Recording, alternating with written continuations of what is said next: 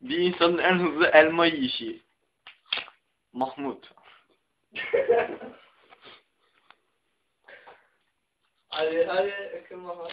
Aa kötü kalsın. Çöpünü bırak Mahmut. Çekirdekleri mideyi yakar.